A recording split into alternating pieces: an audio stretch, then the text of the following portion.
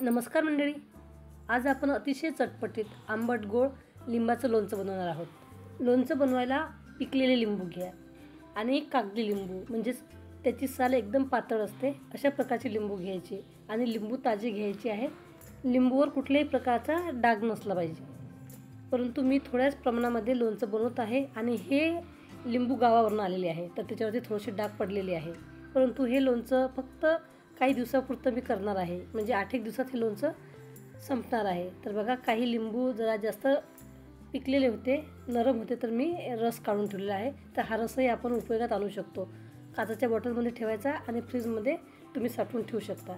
तर अशा प्रकारे मी आता लिंबू मस्त कट करून घेतलेले आहे. एकाच्या 2 फोडी केल्या, काहीच्या 4 फोडी केलेल्या आहे. त्यानंतर आता एका बाउलमध्ये ह्या फोडी टाकल्यात, त्याच्यावरती 3 चमचे मीठ टाकलेलं आहे. तर लगभग आपले लिंबू असतील अंदाजाने 300 ग्रॅम. तर त्यासाठी 3 चमचे मीठ घेतलेलं आहे आणि अर्धा चमचा हळद घेतली. हळद आणि मीठ लिंबूला लागली पाहिजे, त्यासाठी नीट लिंबूच्या फोडी मिक्स करून घ्या. तर बघा, व्यवस्थित मिक्स करून झालेलं आहे. तर हे आता मिश्रण आपल्याला 8 दिवस ठेवायचं आहे.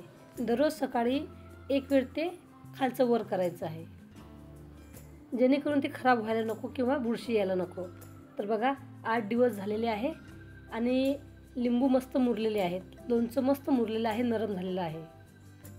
हे सुद्धा एक प्रकारचं लोणचं तयार झालेलं आहे.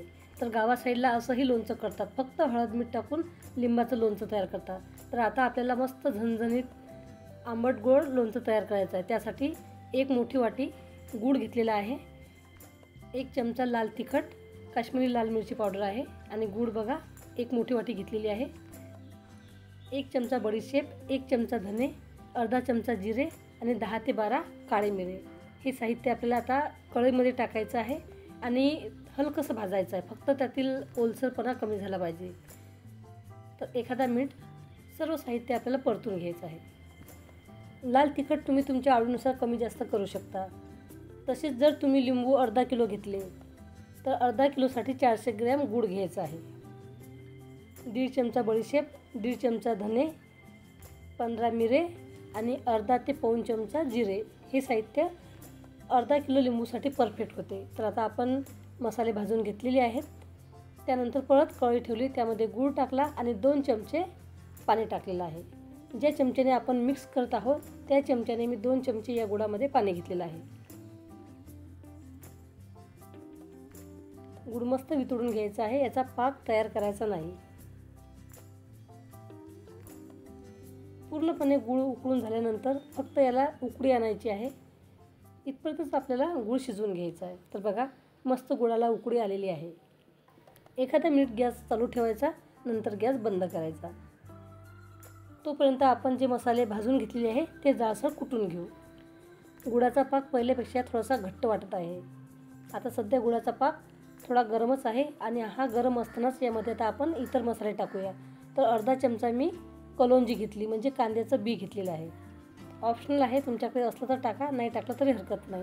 पाव चमचा हिंग टाकायचा आहे, पाव चमचा ते अर्धा चमचा काळं मीठ टाकायचं आहे,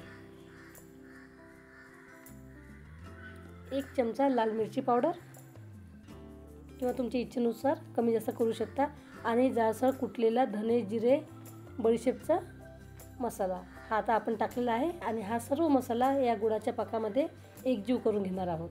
मस्त मिक्स करून घेणार आहोत. जरी तुम्हाला हे मिश्रण सध्या घट्ट वाटत असेल तरीही ज्यावेळेस आपण लिंबाचं लोणचं यामध्ये मिक्स करू त्यावेळेस हे मिश्रण पातळ होईल. मसाला मिक्स करून झाल्यानंतर थोडीशी टेस्ट करून बघा. तुम्हाला जर यामध्ये थोडंसं मिठाचं प्रमाण कमी वाटत असेल किंवा तिखट कमी वाटत असेल तर तुम्ही यामध्ये टाकू शकता. तर मला थोडंसं मीठ कमी वाटलं तर परत मी आता पाव चमचा काळं मीठ यामध्ये मिक्स करणार आहे. सर्व मसाला मस्त मिक्स करून झालेला आहे. आता आपण लिंबाचं लोणचं यामध्ये टाकू आणि नीट मिक्स करून घेऊ. सहज कुणालाही करता येईल असं हे लोणचं तयार होते आणि वर्षानुवर्ष टिकणारं हे लोणचं आहे. रेसिपी अगदी सोपी आहे, तितकीच ती भन्नाट चवीची आहे.